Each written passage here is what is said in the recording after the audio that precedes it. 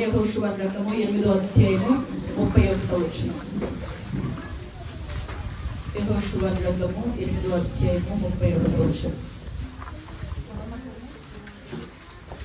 యెహోవా సేవకుడైన మోషే ఇశ్రాయేలీయులకు ఆజ్ఞాపించినట్లు యెహోషువ ఇశ్రాయేలీయుల దేవుడైన యెహోవా నామమున బలిపీఠమును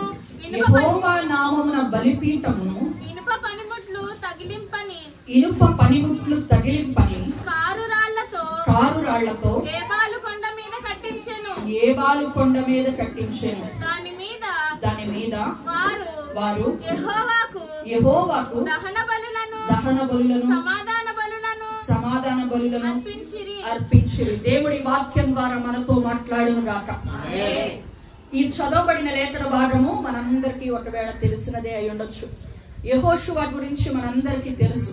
ఎవరు ఈ యెహోషువ అంటే మోషే యొక్క పరిచారకుడు అని రాయబడింది. అంటే దైవ సేవకుడైన మోషే యొక్క పరిచర్య చేసే వ్యక్తి. మోషే దగ్గర పరిచర్య చేస్తున్న వ్యక్తికి దేవుడు ఒక మంచి కృపనిచ్చాడు. ఏంటి ఆ కృప అంటే, ఇప్పటి వరకు దైవజనుడైన మోషే ఏదైతే నడిపించాడో ఆ యొక్క పనిని, భారాన్ని, బాధ్యతని దేవుడు ఎవరికి అప్పగించాడండి? యెహోషువకి అప్పగించాడు. ఏంటి యెహోషువలో అంత కృప పొందుకునే క్వాలిటీ ఏంటి అంటే, అతను మోషే యొక్క పరిచారకుడు అంట. దేవునికి స్తోత్రం, హల్లెలూయా. దైవజనుడైన మోషే దగ్గర పరిచర్య చేసే వ్యక్తికి దేవుడు ఒక మహత్తరమైన పనిని అప్పగించాడు. ఏంటి ఆ పని అంటే, ఇశ్రాయేలు ప్రజల్ని వాగ్దాన భూమికి చేర్చే పని. మనము యెహోషువ జీవితాన్ని చూస్తే, మోషే 2 రాజులను జయిస్తే యెహోషువ 31 మంది రాజులను జయించాడు. ఇశ్రాయేలు ప్రజలు మోషే అనేవాడు ఏమాయనో మాకు తెలియదు అన్నారు. కానీ యెహోషువ ఎలా అంటే, నీ దినములన్నిటా ఎవ్వరు నీ ఎదుట నిలబడలేరనే వాగ్దానాన్ని పొందుకున్నాడు. దేవునికి స్తోత్రం, హల్లెలూయా. ఒక్క హాయి పట్టడం దగ్గర తప్ప తన జీవితంలో అపజయం అనేదే తెలియకుండా కొనసాగించబడుతున్న వ్యక్తి.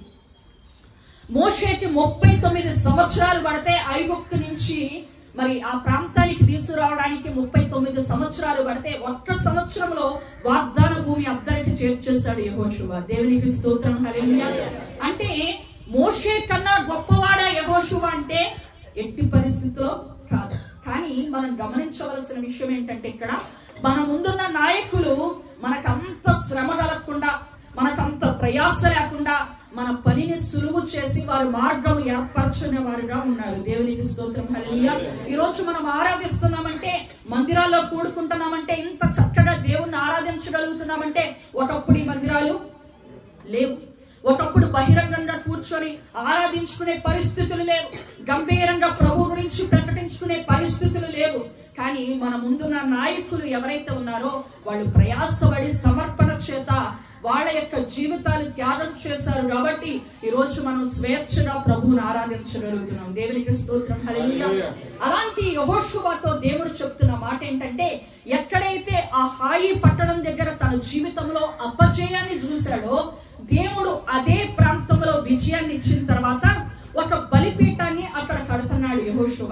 ఈ రోజు ఇది నా టాపిక్ కాదు, కానీ జస్ట్ నేను ఇక్కడ కూర్చున్నప్పుడు దేవుడు మీతో చెప్పమంటున్న మాట ఏంటంటే, మీరు 2023వ సంవత్సరం వరకు ఎక్కడైతే అపజయం చూశారో, ఏ పరిస్థితుల్లో అయితే ఓడిపోతూ వచ్చారో, ఏ పరిస్థితుల్లో అయితే నిరాశపడుతూ వచ్చారో, నిశ్చయముగా ఈ నూతన సంవత్సరంలో దేవుడు అదే ప్రాంతంలో మీ తలని ఎత్తబోతున్నాడు.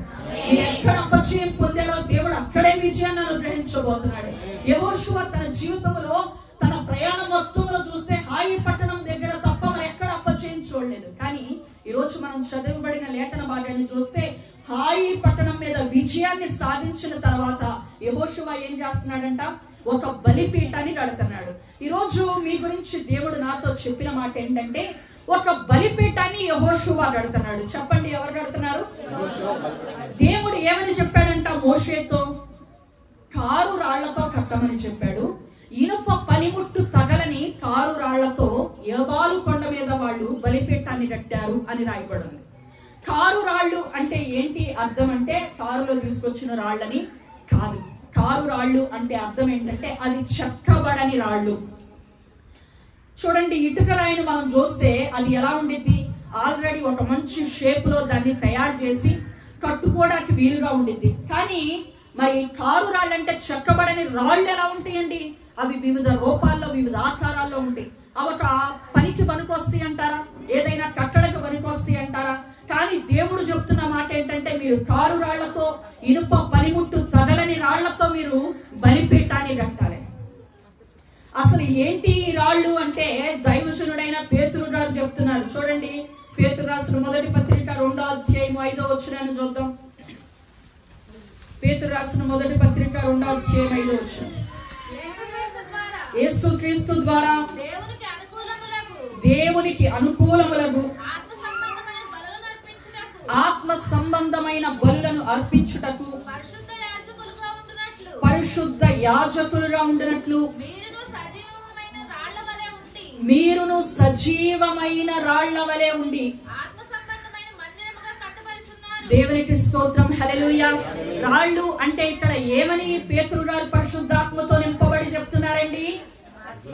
ఆత్మ సంబంధమైన బలులు అర్పించబడాలి అంటే మీరును సజీవమైన రాళ్ల వలె ఉండాలని. దేవునికి స్తోత్రం, హల్లెలూయా. ఈరోజు బలిపీఠము కట్టబడాలి అంటే రాళ్ళు అంటే ఆల్రెడీ దైవ సేవకుడు చెప్తున్న మాట ఏంటంటే, రక్షించబడిన నీవే ఒక సజీవమైన రాయి, నీ ద్వారానే బలిపీఠము కట్టాలి. దేవుని రక్తము చేత కడగబడి విమోచించబడిన నీవే ఒక రాయి. ఇప్పుడు నీ ద్వారా ఏమవ్వాలంట? బలిపీఠము కట్టబడాలి. దేవునికి స్తోత్రం, హల్లెలూయా. మీ పక్కన వాళ్ళతో చెప్పండి, బలిపీఠము నీ ద్వారా కట్టబడాలి. బలిపీఠం నీ ద్వారా కట్టబడాలి. నీవే ఒక రాయిని. దేవునికి స్తోత్రం, హల్లెలూయా. దైవజనుడు ఆల్రెడీ చెప్పేశాడు కదా, కారు రాళ్లతో కట్టాలి, ఇనుప పనిముట్టు తగలని రాళ్లతో కట్టబడాలి. అది ఏబాలు కొండ మీద వాళ్ళు కట్టారు అని చెప్తే, ఈరోజు పేతురు గారు చెప్తున్నారు, ఆ బలిపీఠము ఏంటి అంటే, ఈరోజు రక్షించబడి విడిపించబడిన నీవే ఒక సజీవమైన రాయివి. నీ ద్వారానే బలిపీఠము కట్టబడాలి. ఆత్మ సంబంధమైన బలులు నీ ద్వారా అర్పించబడాలి అంటే నీవే ఒక సజీవమైన రాయిగా తయారయ్యి ఒక బలిపీఠము నీ ద్వారా కట్టబడాలని చెప్పారు. బానే ఉంది. మరి ఎందుకని దైవ సేవకుడు చెప్తున్నాడు అక్కడ? మోషే ఏమని ఇంట్రడక్షన్ ఇచ్చాడంటే యెహోషువకి, ఇనుప పనిముట్టు అనేది ఆ కారు రాయికి తగలకూడదు. ఇనుప పనిముట్టు అనేది తగలకుండా కట్టడం అనేది కట్టడం అది సాధ్యమైద్దంటారా? ఎందుకు దైవజనుడు అలాంటి మాట చెప్పాడండి? అసలు దేవుని మందిరం కట్టేటప్పుడు ఇప్పుడు ఐరన్ రోడ్లు వేయకుండా ఏమైనా కర్ర పొలలు వేయాలని అర్థమా? అసలు ఇనుప పనిముట్టు తగలకుండా ఏదైనా కట్టడం సాధ్యమైద్దా? ఈవెన్ మనం రోడ్ల మీద చూస్తూ ఉంటాం, డ్రైనేజీ కవర్ చేసే ప్లేట్లు, అవి కట్టాలన్నా సరే ఏం కావాలి? ఇనుము కావాలి కదా. కానీ దేవుడు చెప్తున్నాడు దైవ సేవకుడితో, ఇనుప పనిముట్టు అనేది ఆ బలిపీఠం మీద ఉన్న రాయికి తగలకూడదు. ఏంటి ఇనుప పనిముట్టు అంటే? మనం అనుకుంటాము, చదివేవాళ్ళు, బైబిల్ చదివే అన్యజనులు అనుకుంటారు అసలు ఇనుప పనిముట్టే తగలకూడదంట. చూడండి ఎంత విచిత్రం. అసలు బైబిలే అది అసాధ్యం. కానీ అది ఎవరైతే రాశారో, ఎవరి ద్వారా అయితే రాయబడిందో వాళ్ళు బోధిస్తే తప్ప, వాళ్ళు తెలియజేస్తే తప్ప ఈ బైబిల్ గ్రంథం గురించి ఎవ్వరూ గ్రహించలేరు. దేవునికి స్తోత్రం, హల్లెలూయా. పరిశుద్ధాత్మ దేవుడే మరలా తిరిగి మనకి తెలియజేస్తే తప్ప ఆ విషయాలు మనకి అర్థమయ్యేవి కాదు. ఇక్కడ దైవజనుడు అంటున్నాడు, బలిపీఠం మీద ఉన్న రాయికి ఇనుప పనిముట్టు అనేది తగలకూడదు. అసలు ఇనుప పనిముట్టు ఎందుకు తగలకూడదు అన్నాడు? ఇది దేనికి సాదృశ్యంగా ఉందనేది ఒక 3 విషయాలు చూద్దాం. చూడండి బైబిల్ గ్రంథంలో నుంచి ఇర్మియా గ్రంథము 15వ అధ్యాయము 12వ వచనం. ఇర్మియా గ్రంథము 15వ అధ్యాయం 12వ వచనం. ఇనుమునైనను ఉత్తరము నుండి వచ్చు ఇనుమునైనను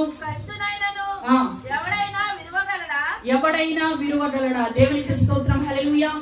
ఎందుకు దేవుడు ఇనుముని తగలకుండా చేయమని చెప్పాడు అని అంటే, ఇనుములో ఉన్న స్వభావం ఏంటంటే అది విరవబడని స్వభావం. ఏంటిదండి? అందరూ చెప్పండి, ఇనుములో ఉన్న స్వభావం ఏంటి? విరువబడని స్వభావం. ఈరోజు ఇనుము పనిముట్టు బలిపీఠంగా మారే వాళ్ళకి, లేదా ఆ బలిపీఠపు సమర్పణ మీదకి వచ్చే వాళ్ళకి ఆత్మ సంబంధమైన బలులు అర్పించబడాలంటే, ఒక ఇంపైన సాక్ష్య జీవితం నీ ద్వారా వెలువడాలంటే ఏం చేయాలంట? ఆ బలిపీఠానికి తగలకూడదు ఏంటంటే విరువబడని స్వభావం. ఈరోజు దేవుణ్ణి ఆరాధిస్తున్న మనము, రక్షించబడిన మనము, మనలో ఉండవలసిన మొట్టమొదటి క్వాలిటీ ఏంటంటే, బలిపీఠం మీదకి నీవు రావాలంటే, నీ జీవితం ఒక సమర్పణలోకి, ఒక పరిశుద్ధతలోనికి రావాలంటే, ఒక ఇంపైన సువాసన బలి అర్పణ నీ మీద అర్పించబడి ఆ దేవాతి దేవుడే దిగి రావాలంటే, మొట్టమొదట నీలో ఉండవలసిన స్వభావం ఏంటంటే విరువబడే స్వభావం ఉండాలి. దేవుడు ఎందుకు ఇనుము పనిముట్టు అనేది ఆ బలిపీఠపు రాయికి తగిలించకూడదు అన్నాడంటే, ఆ లోహము ఎలాంటి లోహం అంటే అది విరువబడని స్వభావము కలిగిన లోహము. కాబట్టి దేవుడు చెప్తున్నాడు, ఆ బలిపీఠపు రాయికి ఏం తగలకూడదు, ఇనుప పనిముట్టు తగలకూడదు. ఈరోజు కొత్త సంవత్సరంలో మొట్టమొదటి ఆదివారంలో ఉన్న మీ అందరం కూడా గ్రహించవలసింది ఏంటంటే, ప్రతి ఒక్కరు కూడా విరువబడే స్వభావం కలిగి ఉండాలి. ఎప్పుడైతే మనం విరువబడతామో అప్పుడు మన జీవితాలు ఆశీర్వాదకరంగా మారుతాయి. ఏం చేస్తున్నారు? యేసు ప్రభు వారు ఒక రొట్టెను తీసుకొని దాన్ని ఏం చేశారంట, విరిచి ఆశీర్వదించాడు. దేవునికి స్తోత్రం, హల్లెలూయా. ఈరోజు విరువబడుతున్న ప్రయాణంలో గనక, అనుభవంలో గనక నీకు ఉన్నట్లయితే నిశ్చయముగా దేవుడు నేను ఆశీర్వదిస్తున్నాడని అర్థం. నువ్వు అనుకుంటున్నావు ఈ శ్రమలేంటి, ఇంకా విరువబడమేనా, ఇంకా ఈ ఇబ్బందులేనా, ఇంకా ఈ యొక్క అవమానాలేనా నా జీవితంలో అంటే, విరువబడే గనక అనుభవంలో నీవుంటే నిత్యముగా నువ్వు గ్రహించవలసింది ఏంటంటే, నువ్వు దేవుని హస్తంలో ఉన్నావు, నిత్యముగా దేవుడు నిన్ను ఆశీర్వదించబోతున్నాడని. దేవునికి స్తోత్రం, హల్లెలూయా. పాత నిబంధనలో ఒక ఆయన ఉన్నాడు, ఆయన పేరు యాకోబు. ఆయన ఏమీ లేని ఒట్టి చేతులతో మరణ భయంతో పారిపోయాడు. పద్దనరాముకి వెళ్ళిపోయి లాబాను దగ్గర పని చేస్తున్నాడు, కష్టపడుతున్నాడు. తలకి ఎండకి ఎండిపోతుందంట, తల మంచుకి దడిచిపోతుందంట. ఆ 10 మార్లు ఆయన జీతాన్ని ఏం చేస్తారంట, మార్చేశారు. ఎక్కడన్నా పని చేస్తే 1000 రూపాయల జీతం అయితే కనుక 1500, 1200, 2000 అట్లా పెంచుకుంటే వెళ్తారు. కానీ ఈయన జీతం ఏమైపోతుందంట, కట్ చేసుకుంటా తగ్గించుకుంటూ వస్తున్నారు. 900, 800, 700, 10 సార్లు, అనేక సార్లు ఈయన జీతం ఏమైపోయిందంట, మారిపోయింది. అలాంటి పరిస్థితిలో ఇక్కడ ఉండడం దేవుని చెప్తున్నాడు. దేవుడు నన్ను నా తండ్రి ఇంటికి వెళ్ళమంటున్నాడని తనకు కలిగిన సంతానాన్ని, తనకు కలిగిన కుటుంబాన్ని, తనకు కలిగిన సంపదని, పనివారిని తీసుకొని వస్తా ఉంటుంటే మధ్యదారిలో ఒకడు ఎదురై చెప్తున్నాడు, వస్తున్నావా, బానే ఉందా, దేవుడు రమ్మన్న ప్రాంతానికి వస్తున్నావా, ఓకే, ఇప్పుడు మీ అన్న వచ్చేస్తున్నాడు ఆయుధం పట్టుకొని, చాలా మంది జనాన్ని తీసుకొని వస్తున్నాడు, ఇంకేముంది నేను చంపేస్తాడు అని ఒక సమాచారం చెప్పాడు. ఈరోజు మన జీవితంలో కూడా చాలా మందికి ఉన్న అలవాటు ఏంటంటే, నిరుత్సాహపరిచి, బలహీనపరిచి, లేనిపోని భయాలు కలిగించే మాటలు చెప్తారు. ఇటీవల ఒక హాస్పిటల్కి వెళ్ళాను ప్రార్థన చేద్దామని. వాళ్ళ యొక్క ఆ యొక్క అబ్జర్వేషన్ అంతా చేస్తా ఉంటే బంధువులు పాపం చాలా మంది వచ్చారు ఆయన చూడడానికి. ఆయన ఏదో షుగర్ ఎక్కువ అయిపోయి పక్షవాతం వచ్చుంటే ప్రార్థన చేద్దామని వెళ్తే ఈ బంధువులు అందరూ వచ్చి కూర్చొని ఉంటే ఒక ఆవిడ కూర్చొని ఎవరైనా కాయలు తీసుకొని వస్తే ఆయన తినలేడులే, ఆయనకు బాగోలేదు, నోరు ఇటు తీసుకురా అని చెప్పి ఈమె తీసుకొని ఇదిగో నువ్వు తినవే అని పక్కన వాళ్ళ అమ్మాయికి ఇస్తుంది. ఏంటి వీళ్ళు రిపోర్ట్లు వచ్చినాయి పట్టుకోమని చెప్పి ఆమె ఒళ్ళో పెడితే డబ్బడవా ఎంఆర్ఐ స్కాన్ తీసి ఇదిగో నల్లగా చూసావా, ఇదే దీనివల్ల ఎట్టయింది. అమ్మో చాలా ఇబ్బందులు ఉందిరా, చూసావురా నల్లగా ఉంది, ఏది ఏదో MBBS డాక్టర్ చేసినట్టుగా ఇదిగో కనపడుతుంది చూసావా అని అంటుంది.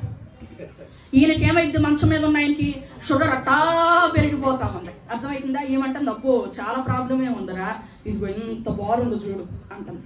ఏదో ఆమెకేదో కనపడింది నరంలాగా, దాన్ని చూసి ఇదిగో ఎంత బాగుందో చూడు, చాలా పెద్ద ప్రాబ్లమే అంటుంది. అర్థమవుతుందా?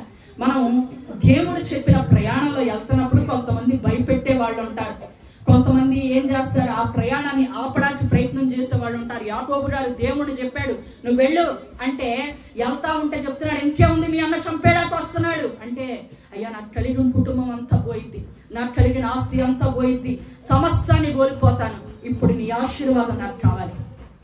బహు ఆశీర్వదించబడిన తర్వాత ఎబ్బేరేవు దగ్గరికి వెళ్ళి ఏమంటున్నాడు ఆయన, ఇప్పుడు నువ్వు నన్ను ఆశీర్వదిస్తే గాని నేను విడిచిపెట్టను, ఇప్పుడున్న ఆస్తి అంతా పోయినా పర్లేదు, నువ్వు మళ్ళీ నన్ను ఆశీర్వదించు అంటే అడుగుతున్నాడు దేవుడు. నీ పేరేంటి అంటే యాకోబు. అంటే ఇక్కడి నుంచి నువ్వు యాకోబు కాదు, ఏమంటున్నాడు, ఇశ్రాయేలుగా మార్చబడతావు. అక్కడ ఒక చక్కని మాట ఉంది, దేవనంటే తెల్లవారుతుందని దేవుడు ఏం చేస్తున్నాడంటే యాకోబుని, నేను వెళ్ళాలి, నన్ను పంపించు, నేను వెళ్ళాలి అని అడుగుతున్నాడు. అడుగుతుంటే నువ్వు నన్ను ఆశీర్వదిస్తే గానీ నేను నిన్ను విడిచిపెట్టను అంటే దేవుడంట ఒక్కటి కొట్టగానే యాకోబు యొక్క తుంటి నరము విరిగిపోయిందంట. దేవునికి స్తోత్రం, హల్లెలూయా. యాకోబు యొక్క తుంటి నరం విరిగిపోతే అప్పుడు చెప్తున్నాడు, నువ్వు ఇక మీదట మోసగాడైన యాకోబును కాదు కానీ ఆశీర్వాదకరమైన జనాంగమైన ఇశ్రాయేలు అని. దేవునికి స్తోత్రం, హల్లెలూయా. యాకోబు దేవుని చేతిలో విలువబడ్డాడు కాబట్టి మోసకరమైన జీవితం పోయి అనేక జనములకు ఆశీర్వాదకరమైన ఇశ్రాయేలుగా మార్చబడ్డాడు. దేవునికి స్తోత్రం, హల్లెలూయా. ఈరోజు నీవు కూడా విలువబడితేనే ఆశీర్వాదం. ఒక ప్రాంతానికి మనం వెళ్ళినప్పుడు, ఒక స్ట్రీట్కి కానీ ఒక కళ్యాణ మండపానికి కానీ మనం ఏం చేస్తాము, మన ఇళ్ల పేరు కనపడతా ఉంటుంది. కొన్ని చోట్ల ఇంటి పేరు కనిపిస్తా ఉంటే, ఆహా మా వాళ్ళు కూడా కొంచెం పెద్ద ఇదే అనుకుంటా, చూసావా ఈ కాంప్లెక్స్ అంతా మా ఇంటి పేరుతో ఉందని ఎక్కడో తెలియని సంతోషం, ఈ వీధి పేరు మా ఇంటి పేరే ఉందని ఎక్కడో తెలియని ఆనందం కలిగింది కదా. కానీ ఒక వ్యక్తి పేరుని ఒక దేశానికి పేరుగా మార్చడం ఏంటండి, అది ఎంత ఆశీర్వాదం. ఒక వ్యక్తి పేరుని ఈ రోజుకి మనం తలుచుకొని అది ఆశీర్వాదకరంగా మార్చిన దేవుడు ఆ వ్యక్తి పేరునెత్తి వారి దేవుడని మనం గణపరచడం ఎంత ఆశీర్వాదకరం. యాకోబుని ఎలాగ దేవుడు ఒక ఇశ్రాయేలు దేశంగా మార్చాడు, ఒక వ్యక్తిని ఒక దేశంగా ఎలా ఆశీర్వదించబడ్డాడు. ఆ దేశం అంటేనే ఆశీర్వాదకరమైన దేశంగా, ఆశీర్వాదకరమైన ప్రాంతంగా ఎలా పిలువబడుతుందంటే యాకోబు దేవుని చేత విలువబడ్డాడు కాబట్టి మోసగాడైన యాకోబు ఆశీర్వాదకరమైన జనాంగమైన ఇశ్రాయేలుగా మార్చబడ్డాడు. దేవునికి స్తోత్రం, హల్లెలూయా. ఈ యొక్క ఉదయకాల సమయంలో మీరు కూడా విలువబడితేనే ఆశీర్వాదం. ఏంటండి, విలువబడితేనే ఆశీర్వాదం. విలువబడడం అంటే ఏంటి అంటే ఏమవ్వాలి, దేవుడి సన్నిధి అంటే మన మనస్సు విరిగిపోవాలి, అంతేనా? దైవ సేవకులు అంటే మన మనస్సు విరిగిపోవాలి, అంతేనండి? అంతేనా? కాదు. ఏం చేయాలి, లోకము మీద మన యొక్క మనస్సు విరిగిపోవాలి, లోకాశల మీద మన మనస్సు విరిగిపోవాలి. దేవుడు ఎందుకు ఇనుప పనిముట్టు తగిలింపకూడదు అని చెప్తున్నాడంటే దానిలో ఉన్న స్వభావం అది విరువబడదు కాబట్టి. మొట్టమొదటి పాయింట్ ఏంటి, అది విరువబడని లోహము కాబట్టి దేవుడు ఆ బలిపీఠం మీద దాన్ని తగిలించకూడదు అని చెప్తున్నాడు. రెండో మాట చూద్దాం, చూడండి. ద్వితీయోపదేశకాండము 4వ అధ్యాయము 20వ వచనం. ద్వితీయోపదేశకాండం 4వ అధ్యాయం 20వ వచనం. నేడున్నట్లు మీరు తనకు స్వకీయ జనముగా నుండుటకై ఐగుప్తు దేశంలో నుండి ఆ ఇనుప కొలిమిలో నుండి మిమ్మల్ని రప్పించెను. చూడండి, దేవుడు చెప్తున్న రెండో మాట ఏంటంటే ఇనుము దేనికి సాదృశ్యంగా ఉందంటే ఐగుప్తుకి సాదృశ్యంగా ఉంది. ఐగుప్తు దేనికి సాదృశ్యంగా ఉంది, లోకానికి సాదృశ్యంగా ఉంది. దేవుడు చెప్తున్న మాట ఏంటంటే ఐగుప్తు నుండి అంటే ఆ ఇనుప కొలిమి నుండి అని. దేవునికి స్తోత్రం, హల్లెలూయా. ఇనుములో ఉన్న రెండో స్వభావం ఏంటంటే ఇనుము అంటే దేనికి అర్థంగా ఉందంటే అది లోకానికి సాదృశ్యంగా ఉంది. ఈరోజు ఒక బలిపీఠంగా కట్టబడవలసిన మనము మొట్టమొదట విరవబడే స్వభావం మనలో ఉండాలి. రెండోది లోకానికి వేరైన జీవితం మనలో ఉండాలి. చాలా మంది ప్రభువుని ఆరాధిస్తున్నాం, మేమింక లోకాన్ని విడిచిపెట్టడం ఏంటండి, మేమింక లోకాన్ని అనుసరించడం ఏంటి, అసలు ఈ వాక్యం మాకేమి సంబంధించింది అనుకుంటాం. కానీ ఇశ్రాయేలు ప్రజలంట వాగ్దాన భూమి వైపు అడుగులు వేస్తూ వారి హృదయమున వారి మనస్సున ఏమి కోరుతున్నారంట, ఐగుప్తుకు పోగోరిన వారే. వారి అడుగులు ఎట్లా పడుతున్నాయి, ఎటు పడుతున్నాయి, వాగ్దాన భూమి వైపు ప్రయాణిస్తున్నారు, వాగ్దాన భూమి వైపు వెళ్తున్నారు. కానీ వారి హృదయం ఎట్టుందంట, ఐగుప్తుకి వెళ్ళాలని ఆశపడుతున్నారు. అక్కడున్న వాటి మీద వాంచగలుగుతుంది. అక్కడైతే మంచి కూరలు దొరుకుతాయి, మా కాకరకాయలు దొరుకుతాయి, మంచి చేపలు దొరుకుతాయి. ఏం చెప్తున్నారు, వీరు మనస్సున హృదయమందు ఎక్కడికి వెళ్ళాలని ఆశపడుతున్నారు, ఐగుప్తుకి వెళ్ళాలని ఆశపడుతున్నారు. వీరి అడుగులు మాత్రం ఎటు పడుతున్నాయి, ఇశ్రాయేలు వైపు, వాగ్దాన భూమి వైపు ప్రయాణిస్తున్నాయి. ఈరోజు దేవుణ్ణి అంగీకరించిన అనేక మంది బిడ్డల్లో కూడా వాళ్ళ ప్రయాణాలు ఎటువంటి అంటే వాగ్దాన భూమి వైపే వెళ్తా ఉంటాయి. వాళ్ళ అడుగులు మాత్రం వాగ్దాన భూమి వైపే వెళ్తా ఉంటాయి. కానీ వారి హృదయం ఎటుంటదంట, ఐగుప్తు వైపు ఉంటదంట. చాలా మంది యొక్క దేవుణ్ణి అంగీకరించిన తర్వాత కూడా వారి యొక్క మాట విధానం మారదు. ఇటీవల తెనాలి ప్రాంతానికి వెళ్ళినప్పుడు అనుకుంటా ఒక అద్భుతమైన వాక్యాన్ని, నాకు తెలియని వాక్యాన్ని బైబిల్లో నేను చూసి అబ్బా వాక్యంలో ఇలా కూడా ఉందా, నాకు తెలియలేదే అన్నాను. ఎందుకు ఐగుప్తు స్వభావం అని చెప్తున్నానంటే అది బయట ఉండే ప్రజల్లో ఉండే స్వభావం కాదు, దేవుణ్ణి ఆరాధిస్తున్న మనలో ఉండే స్వభావం. ఒక పాస్టర్ గారు అన్నారంట ఒక ఆవిడతో, నీకు ఆరోగ్యం బాగోట్లేదు కాబట్టి నువ్వే ఎలాగైనా సరే నాకు వేరే అమ్మాయిని తీసుకొచ్చి ఇవ్వాలన్నాడంట. అదేంటి అంటే శారా ఏం చేసింది, హాగర్ని తీసుకొచ్చి ఇచ్చింది, కాబట్టి ఇది బైబిల్ ప్రకారమే, బైబిల్ ప్రకారం కాబట్టి నువ్వు బైబిల్ని ఫాలో అవ్వాలి అన్నాడంట. నాకు ఆ మాట చెప్తా ఉంటే ఆవిడ, అయ్యి బాబాయ్ బైబిల్లో ఈ వర్డ్ కూడా ఉందా, బైబిల్ని ఇలా కూడా తీసుకుంటారా అన్న నాకు ఆశ్చర్యం అనిపించింది. ఎవరిలో అంటే ఈ ఐగుప్తు స్వభావం కనిపించేది అన్యుల్లో కాదు, దేవుణ్ణి ఎరగని ప్రజల్లో కాదు, వాగ్దాన భూమి వైపు అడుగులు వేసే బిడ్డల్లోనే కనిపించేది. ఏంటంటే వారి హృదయము ఐగుప్తు వైపు వెళ్ళాలని ఆశపడతా ఉండిద్దంట. వాళ్ళ మాట తీరు మారదు, వారి స్వభావం మారదు. ఏం చేస్తున్నాడు దావీదు, ఏదో చిన్న రిక్వెస్ట్ చేస్తే నాబాల్ ఏం చేస్తున్నాడండి, ఒక స్వభావం, ఒక చిన్న మాట మాట్లాడాడు, ఒక వెటకారమైన మాట. ఏమని, తన యజమానుని విడిచిపెట్టిన దాసులు అనేక మంది ఉన్నారులే, మాకు వెళ్ళు అన్నాడు. ఒక్క మాటే ఎంత కోపాన్ని తెచ్చుకున్నాడు, ఎంత ఉగ్రతను తెచ్చుకున్నాడు. దావీదు హాని చేయకపోయినా సరే ఏమైపోయాడు, తన మెడ విరిగి చనిపోయినట్లుగా మనం చూస్తున్నాం. అతను చేసిన నేరం ఏంటంటే ఒకే ఒక్క వెటకారమైన మాట, ఒకే ఒక్క లోకానుసారమైన మాట మాట్లాడబట్టి అంత దేవుని కోపం నాబాల్ మీద వచ్చినట్లు మనం చూస్తున్నాం.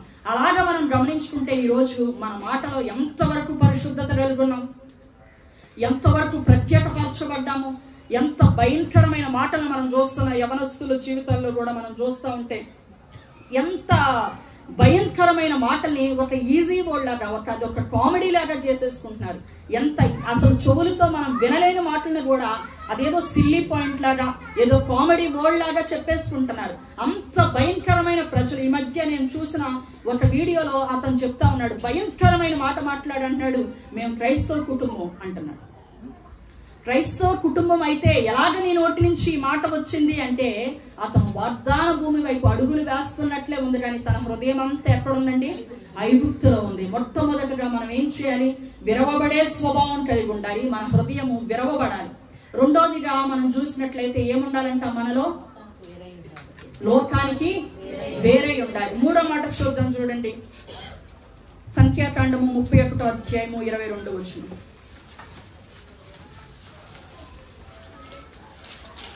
మీరు బంగారును, వెండిని, ఇత్తడిని, ఇనుమును, తగరమును, సీసమును అనగా అగ్ని చేత చెడని సమస్త వస్తువులను, చెడని సమస్త వస్తువులను. ఇక్కడ ఇనుము గురించి దేవుడు చెప్తున్నమాట. ఆ ఒక్క మాట ఇనుము అనే మాట చెప్పి అనగా అని చదువమ్మా.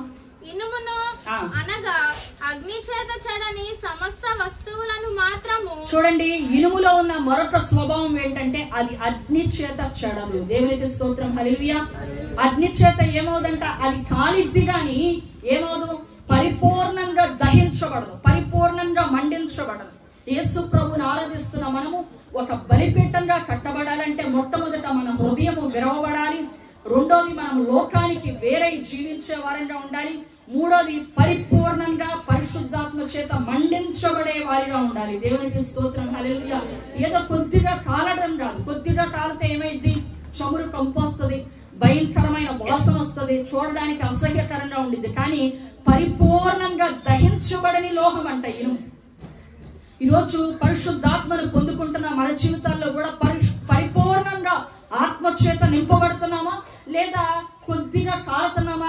ఈ కొద్దిగా కాలే వాళ్ళతో ఏంటంటే ప్రాబ్లము, వీళ్ళ దగ్గర నుంచి భయంకరమైన ఏమైంది, చెడ్డ సువార్త వెళ్తా ఉండిద్ది. చెడ్డ వాసన ఎలా వస్తుందో, కొంచెం కాలిందనుకోండి ఏమైపోయింది, బలియే అర్పించామనుకోండి, మాంసం కొంచెం తరలపడిపోతే ఎలా ఉండిద్ది, అది భయంకరమైన వాసన. అదే పరిపూర్ణంగా దహించబడితే ఇంపైన సువాసన, ఆ సాంబ్రాణిలాగా ఒక మంచి సువాసన వెదజల్లి ఆయనకి ఇష్టమైన బలిగా అది అర్పించబడి ఆయనే మనకు కావలసింది ఆయన మనకు పంపిస్తాడు కదా.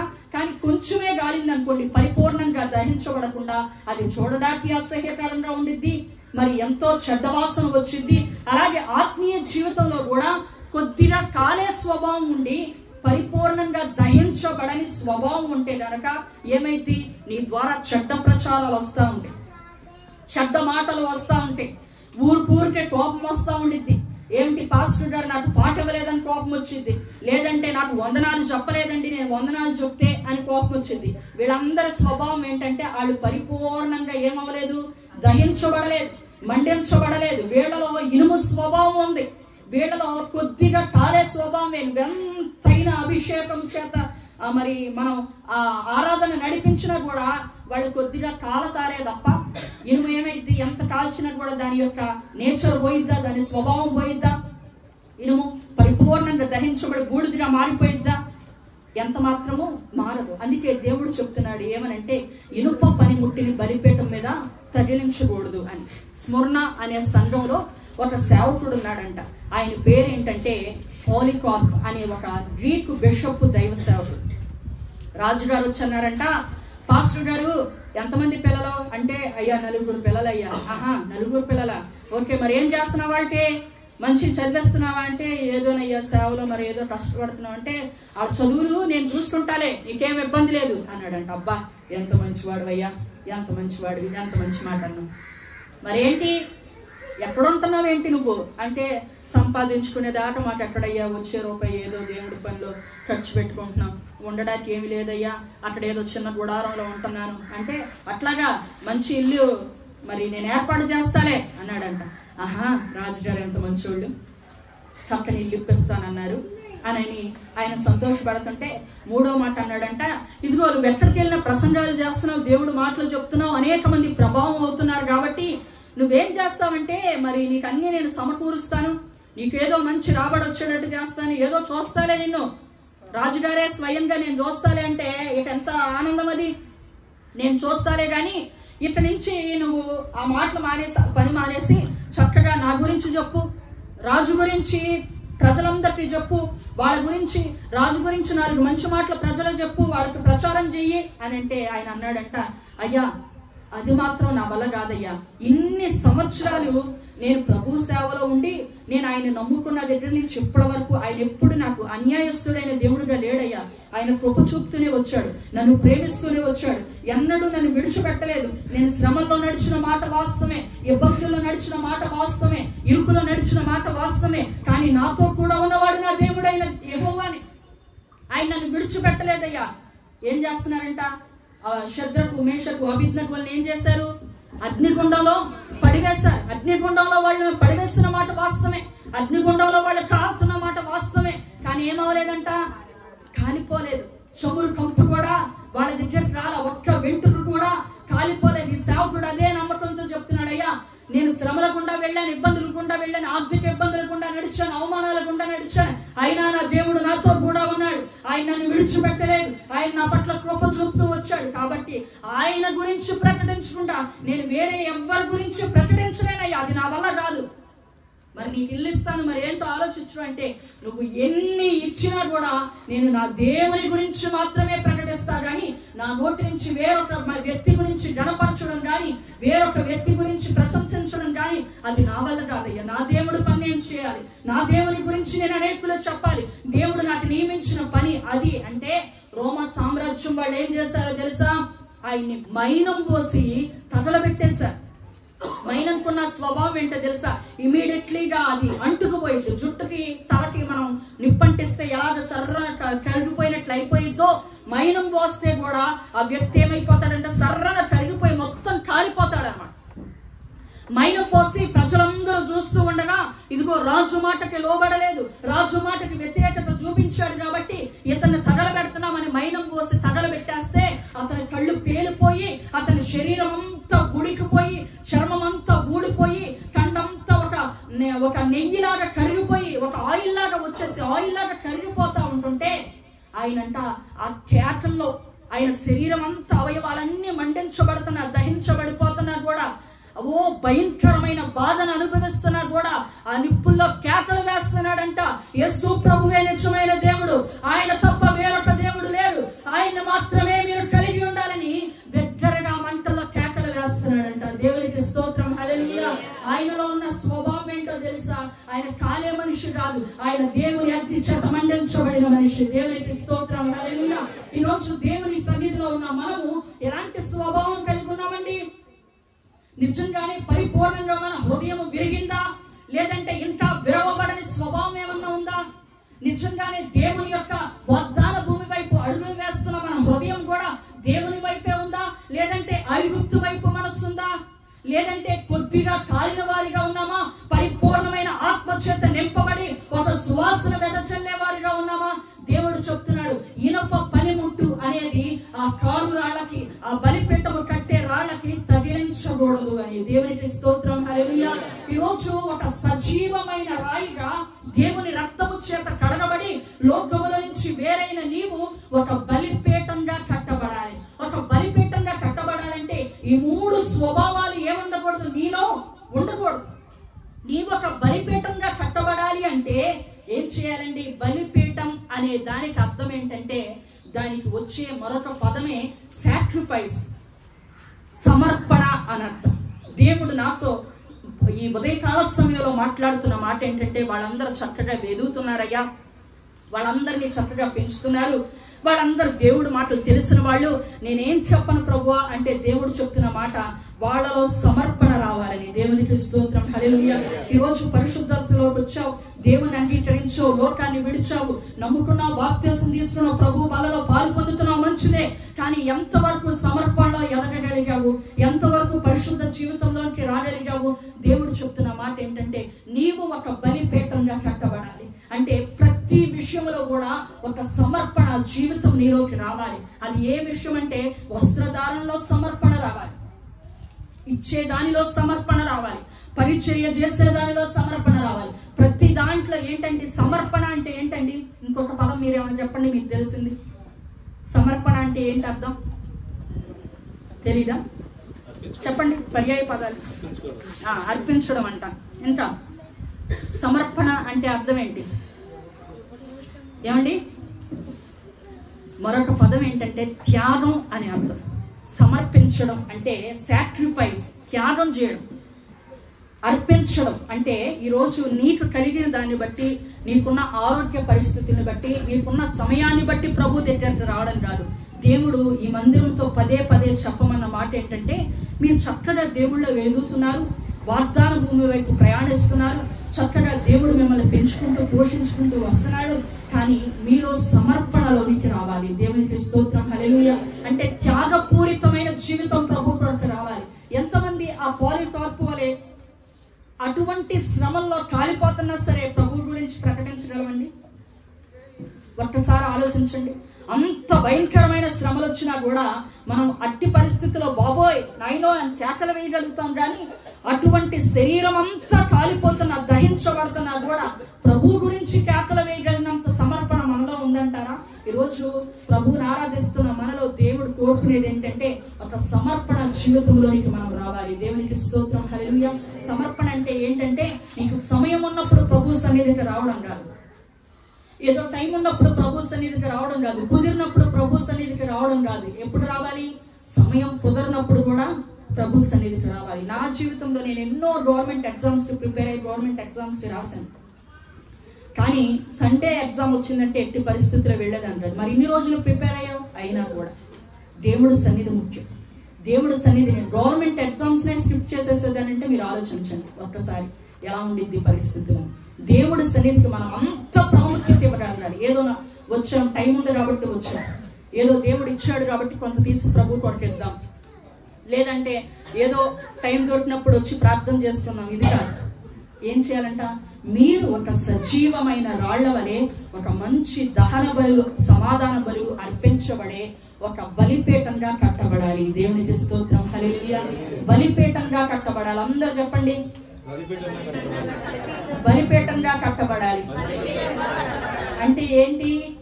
ఒక సమర్పణలోనికి రావాలి. ఇప్పటి వరకు ఈ 2023 సంవత్సరం వరకు కూడా ఎలా భక్తి చేసుకుంటూ వచ్చావో ఈ 2024 సంవత్సరంలో కూడా అదే విధిగా యథావిధిగా భక్తిలో నడవడం కాదు. ఏం చేయాలి?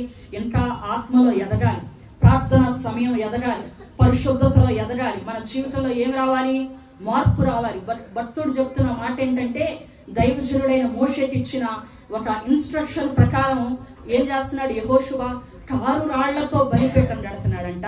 ఇనుప పనిముట్టు తగిలించని మరి కారు రాళ్లతో బలిపీఠం కడుతున్నాడంటే, ఈరోజు మనం ఒక బలిపీఠంగా కట్టబడాలంటే ఆ బలిని దేవుడు అంగీకరించి మన సాక్షి జీవితం చక్కగా అనేకులకు సువాసన మాదిరిగా ఉండాలంటే ఆ యొక్క బలిని దేవుడు అంగీకరించి ఆయనే స్వయంగా దిగి వచ్చి నీకేం కావాలో అది అనుగ్రహించాలంటే ఏం జరగాలి? మనలో ఒక సమర్పణ రావాలి. దేవునికి స్తోత్రం, హల్లెలూయా.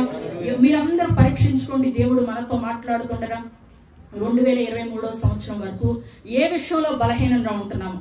ఏమండి, నేను ఎప్పుడు మేబీ సెకండ్ థర్డ్ వీక్స్ రాలేదనుకుంటా. సెకండ్ థర్డ్ వీక్స్ లో కూడా ఇంతే ఫుల్ జనం ఉంటారా? వీళ్ళని చూసి నేను తెగ ముడిసిపోతున్నాను. ఇంత ఉత్తునేనా? నెల ఫస్ట్ రోజు అటెండెన్స్ ఇదంతాను, నెల 2వ రోజు 3వ రోజు ఉంటుందా? ఏమండి, ఎంతమంది ప్రతి ఆదివారం మారకుండా వచ్చేవాళ్ళు నాకు చేతులు ఎత్తండి. ప్రతి ఆదివారం అనారోగ్యమైన ఇబ్బంది అయినా మంచి ఆ రోజు ఎక్స్ట్రా బోనస్ ఇస్తానన్నా చేతులు కూడా చిన్న చిన్నగా ఎత్తుతున్నారు. అమ్మ తెలివితేటలు ఉన్న వాళ్ళు మీరే. దేవుడు మనతో మాట్లాడుతుండగా ప్రతి ఒక్కరు కూడా జ్ఞాపకం చేసుకోవాల్సిన విషయం ఏంటంటే, అతను చనిపోతావు అని తెలిసినా కూడా ప్రభు కొరకు నిలబడిన రీతిగా మనం చిన్న చిన్న విషయాల్లో కూడా సమర్పణలోకి రాకపోతే ఎలాగండి? ఏది ఏమైనా దేవుని మందిరం తర్వాతే ఏదైనా సరే అటువంటి సమర్పణ మీ అందరిలోనికి వచ్చిన గాక. దేవుని స్తోత్రం, హల్లెలూయా. మనం ఒక బలిపీఠంగా కట్టబడాలంటే మొట్టమొదట దేవుని మందిరాన్ని ప్రేమించే మనస్సు మనకు కలగాలి. దేవుని మందిరాన్ని ఎంతగా ప్రేమిస్తామో దేవుడు మనల్ని అంతగా ఆశీర్వదిస్తాడు. ఏమండి, రాజైన దావీదు ఏం చేస్తున్నాడంట? 7 మార్లు ప్రార్థన చేసేవాడంట. నీ మందిరమును కూర్చున్న చెప్పండి ఏంటండి గొనుక్కున్నారు? ఏందో నీ మందిరం గురించిన భక్షించుచున్నది. ఆ ఆశ భక్షించుతున్నది అంటే అది మాకెక్కడ అప్లై చేస్తారని మీరు చెప్పట్లేదు, నాకు అర్థమైంది. ఆ వాక్యం అందరూ తెలిసిన విషయం. నీ మందిరమును కూర్చున్న ఆశ నన్ను భక్షిస్తుంది, తినేస్తుంది. బాబోయ్ తల తినేస్తుంది నాయనోయ్ అంటారు చూసారు. పక్క నుండి ఎవరైనా పద్దాక అదే చెప్తుంటే బాబోయ్ తినేస్తుంది, భక్షిస్తుంది అంట. ఆయన దేవుని మందిరం గురించిన వాంఛ ఆయన ఏం చేస్తుందంట? భక్షిస్తుంది. ఈయన రాజు హోదాలో ఉండి మంచి విజయాన్ని సాధించే వ్యక్తిగా ఉండి సింహపు గుండె వంటి గుండె కలిగిన వాడిగా ఉండి శత్రువులకి సింహ స్వప్నంగా బ్రతికిన దావీదుకున్న ఆశ ఏంటంట? ఆయన మనసంతా ఎప్పుడు చూసిన దేవుని మందిరం గురించిన ఆశ, దేవుని మందిరం గురించిన తలంపే, దేవుని మందిరం గురించిన ఊహలే, ఆలోచనలే. ఆయన 7 మార్లు ప్రార్థన చేసేవాడంటే ఆలోచించండి ఆయన భక్తి జీవితం ఎలా ఉందో. రాజుగా ఉన్న వ్యక్తి ఎన్ని కార్యకలాపాలు ఉంటాయి? ఇప్పుడు ఒక ముఖ్యమంత్రి హోదాలో ఉన్న వ్యక్తి 7 సార్లు దేవుడి మందిరంలో మోకరించాలంటే అది సాధ్యమయ్యే పనే? ఎంత మందితో మాట్లాడాలి, ఎన్ని సెటిల్మెంట్లు చేయాలి, ఎన్ని ఓపెనింగ్లకు వెళ్ళాలి, ఎంత టైం షెడ్యూల్స్ ఉంటాయి. కానీ అలాంటి రాజుగా ఉన్న హోదాలో ఉన్న వ్యక్తి 7 సార్లు దేవుడి మందిరంలో మోకరిస్తే సామాన్య జీవితాన్ని కొనసాగిస్తున్న మనము ఎంకెంత దేవుని ఎడల భక్తి జీవితాన్ని కొనసాగించాలి. దేవునికి స్తోత్రం, హల్లెలూయా. నిజంగా దావీదు ఎంతగా దేవుని మందిరాన్ని ప్రేమించాడంటే తన సంపాదించిన ఆస్తి మొత్తాన్ని కూడా ఆఖరిలో ఏం చేస్తాడండి? నా దేవుని మందిరము పట్ల ఉన్న మక్కువ చేత నా స్వార్జితాన్ని ఏం చేస్తున్నాను? మనస్ఫూర్తిగా నా దేవుని మందిరం నిమిత్తం నేను ఇస్తున్నాను అంటాడు. దేవునికి స్తోత్రం, హల్లెలూయా. కొన్ని విషయాలు ఆలోచిస్తే నిజంగా వీళ్ళంతా అసలు గనులైన వారు దేవుని పరిశుద్ధ గ్రంథంలో స్థానాన్ని సంపాదించుకున్నారంటే ఎంత గనులైన వాళ్ళు. నా కుమారుడు ఏకైక కుమారుడు ఉన్నాడు, లేదా పిల్లలున్నారు, వాళ్ళ కోసం ఏంటి, వాళ్ళ పరిస్థితులు ఏంటి, వీళ్ళకి ఎన్ని ఏం పట్టలేదండి. ఒక్కటే ఆశ ఏంటి? అది దేవుని మందిరం గురించిన వాంఛ మాత్రమే వాళ్ళలో ఉంది. కాబట్టి వాళ్ళు నేటికి ఆశీర్వాదకరమైన జనాంగంగా ఉన్నారు. దేవునికి స్తోత్రం, హల్లెలూయా. ఈ మందిరంలో ప్రతి ఒక్కరిని కూడా దేవుడు మనతో మాట్లాడుతున్న మాట ఏంటంటే, మీరే ఒక బలిపీఠపు రాయిగా మార్చబడాలి, ఒక బలిపీఠపు సమర్పణలోనికి రావాలి, ఒక బలిపీఠంగా కట్టబడాలి, ఒక ప్రార్థన దూపం ఇక్కడ నుంచి ఒక దట్టమైన పొరలాగా దేవుడు సన్నిధికి వెళ్ళాలి. ఏదో వచ్చి అప్పుడు తూతు మంత్రంగా పితాపుత్ర పవిత్రాత్మ ఆమె అనుకోవడం కాదు, కూర్చొని లెగవడం కాదు. ఏం చేయాలంట? ఒక బలిపీఠం మీద నిత్యము దూపము ఏ విధంగా మండుతూ ఉండిద్దో నిత్యము మీలో అగ్ని మండుతూ ఉండాలి. దేవునికి స్తోత్రం, హల్లెలూయా.